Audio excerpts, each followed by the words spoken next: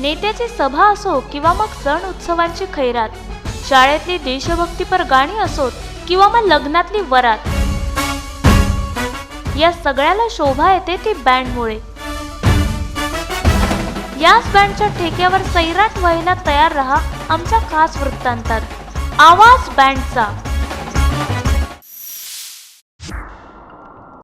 Band म्हटलं की आपल्याला शाळेतली देशभक्तीपर गाणी किंवा मग लग्न समारंभ हमखास आठवतात.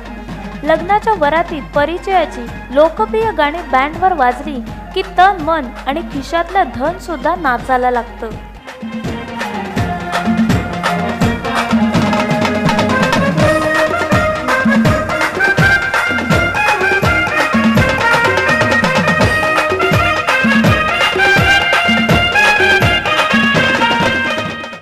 विशिष्ट प्रकारच्या शिस्तबद्ध लयकारीत बेफाम होऊन नाचायला लावणारी गाणी ही बँडमध्ये वाजली जातात. लहान थोर अशा प्रत्येकाच्या चेहऱ्यावर आनंद, हसू आणि उत्साह संचारणारा हा बँड, अर्थातच ब्रास बँड.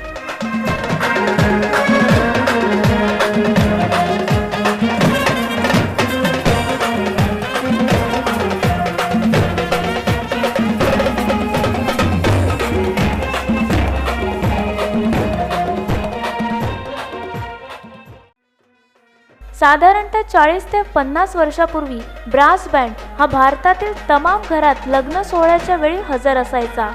1970च्या सुमारास आपल्या शहरात किंवा गावात आलेल्या लोकप्रिय नेत्याच्या स्वागतासाठी आणि अर्थातच महाराष्ट्रात त्या काळचे पाटील, सावकार, सरपंच अशा तालेवार व्यक्तींच्या घरच्या लग्न सोहळ्यांमध्ये ब्रास बँड हा वाद्यवृंद असायचाच. त्या काळी लग्नामध्ये बँडवाले असणं म्हणजे दौलत ज्यादा केली असं म्हटलं जाई.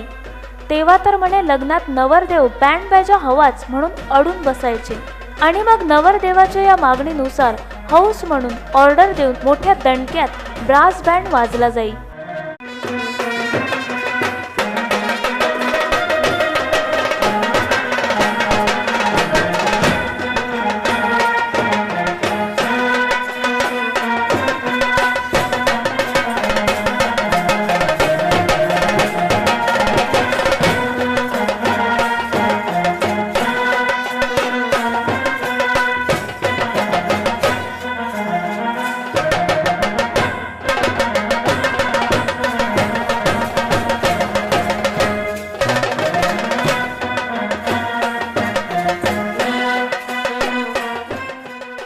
कालांतराने या ब्रास बँडने शाळा, महाविद्यालय आणि नेत्यांचे होणारे स्वागत समारंभ, सभा यातून देशभक्तीपर गाणी वाजून आपली अनोखी शैली दाखवली आणि मग पुढे असेच ब्रास बँड निर्माण झाले.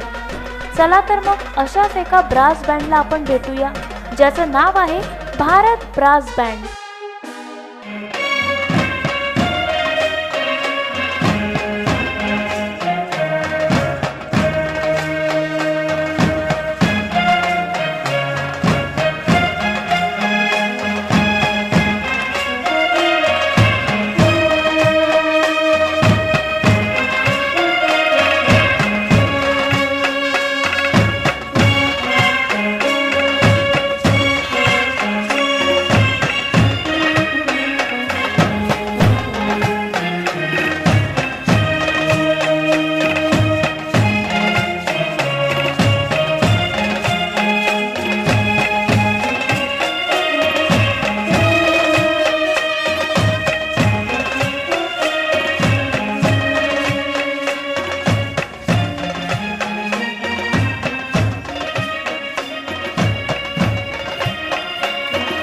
या बँड मधला प्रत्येक माणूस कलाकार, कलावंत आहे.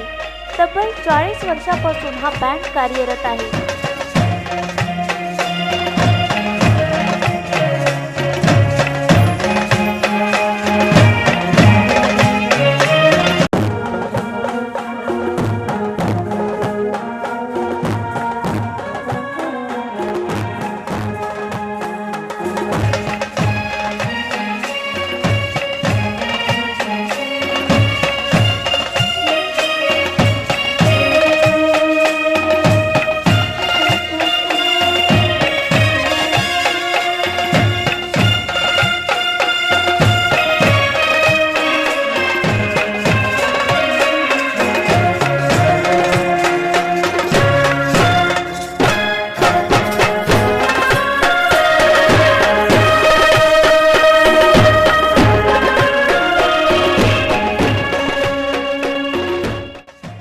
नाशिकमधल्या वादक कलाकारांनी 40 वर्षापूर्वी एका बँडची निर्मिती केली.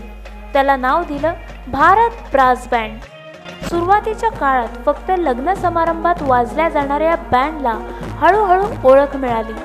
नेत्यांच्या स्वागत समारंभात, गणेशोत्सवात, नवरात्र उत्सवात या वादक कलाकारांनी आपली कला सादर करून हा ब्रास बँड लोकप्रियतेच्या शिखरावर पोहोचवला. दूर बाहेर गावावरून त्यांना ऑर्डर्स मिळू लागल्या आणि भारत ब्रास बँड नावारूपाला आला.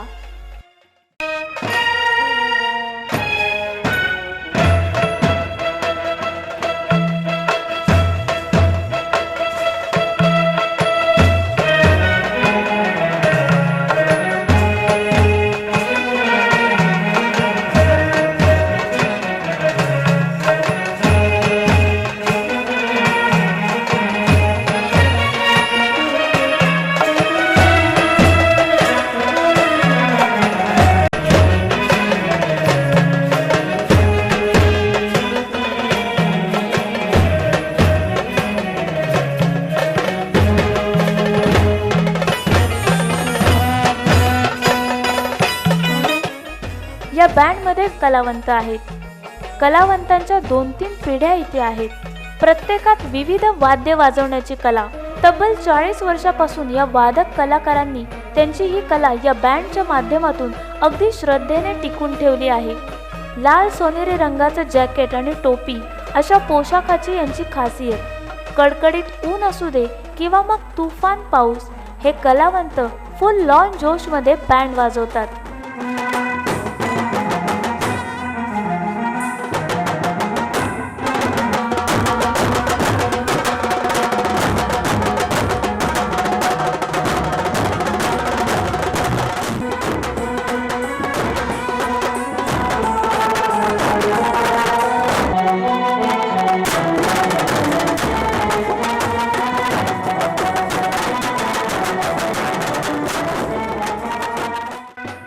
तसं बघायला गेलं तर वर्षभर ही कलावंत मंडळी ऑर्डरप्रमाणे गावोगावी मुक्काम करतात, बँड वाजवून बिदागी घेतात आणि पुन्हा ऑर्डर मिळाली की ही मंडळी गाठोडं बांधून ट्रक आणि भारत ब्रास बँडची स्पेशल गाडी घेऊन फिरतीवर असतात.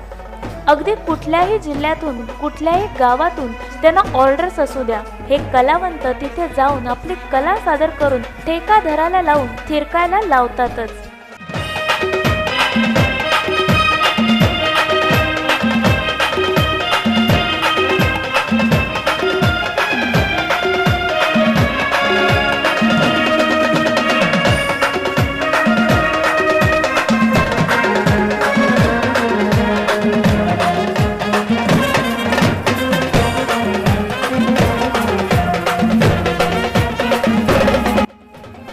या बँडचे संचालक सलीम पठाण हे या बँडचे मालक आणि पालक आहेत. या बँडमधील कलावंताला कसलीही इजा झाली तर त्यावर त्वरित उपचार इथे केले जातात. हा बँड नाशिकहून कल्याणला खास गणेशोत्सवासाठी बोलवला जातो आणि मग त्यानंतर नवरात्र उत्सव, लग्न समारंभ, मोठमोठे सत्कार समारंभ यासाठी त्यांची आवर्जून उपस्थिती असते. किती वर्षापासून तुम्ही या बँडमध्ये आहात? 40 वर्षापासून. कसं सुचलंय बँड बनवायचं? बँडने सुरुवात नाशिक ढोलपासून केलेली आहे. त्याच्यानंतर बँजो पार्टी केली, त्याच्यानंतर ब्रास बँड केला, नंतर गाडीचं मॉडिफाय केलं. मग तुम्ही आधी कोणत्या बँडमध्ये होते? ढोल ताशामध्ये होते? मी नाशिक ढोलमध्ये स्वतः कलाकार होतो, वाजवत ताशा वाजवत. गणपतीमुळे मी नाशिक ढोल बनवले, त्याच्यामुळे सुरुवात. मग तुमचं नाशिकपासून कल्याणपर्यंतचा प्रवास कसा सुरू झाला ना आतापर्यंत तो कसा चालला? एकदम व्यवस्थित चालू आहे. गणपतीपासूनच झालेलं आहे. गणपती विसर्जन. तुमच्या ग्रुपमध्ये किती लोक असतात? तसे माझे 150 लोकांचा ग्रुप आहे, पण एक ग्रुपमध्ये 20 लोक राहतात. ह्याच्यात काही चांगले वाईट अनुभव आले का? फार अनुभव आहे. आता सध्या असं आत्ता सांगू अनुभव, सध्या याचं बँड ब्रासला काही डिमांड राहिलंच नाही. आता याचं मॉडिफाय भेटत नाही आम्हाला, भेटत नाही मोहबतला. आणि बँड म्हणजे कोणी कशात विकास कला अर्थ समजत नाही बँड म्हणजे काय. मग याच्यामध्ये तरुण पिढी येते का? हां, तरुण पिढी येऊ राहिली सध्या. आणि ते जे वाद्य, जे परंपरा, जे वाद्य आहे, तरुण मित्राला शिकायला टाईम लागतो. जुने लोक जास्त करून वाजू शकतात. 40 वर्षापासून तुम्ही या क्षेत्रात आहात. नाशिकपासून कल्याणमध्ये येताना कसं वाटतं? एकदम चांगलं वाटतं आम्हाला. वर्षभरात किती वेळा येतं? वर्षातून कसं पण 100 वेळा तर येत असं. माझ्या लग्नाचे प्रोग्राम इकडेच असतात. गणेशोत्सवात गणेशोत्सवात येतो, दसऱ्यामध्ये येतो, शिवजयंतीमध्ये येतो, आंबेडकर जयंतीमध्ये येतो. काळ बदलला, लोकांची तत्व बदलली, तरी काही लोक ब्रास बँडला विसरले नाहीत. आजही आम्हाला लोक हक्काने वाजवायला बोलवतात, हौसमौस करतात. त्यांना हसताना नाचताना पाहून आम्हालाही आनंद मिळतो, असे सलीम भाईंनी सांगितले.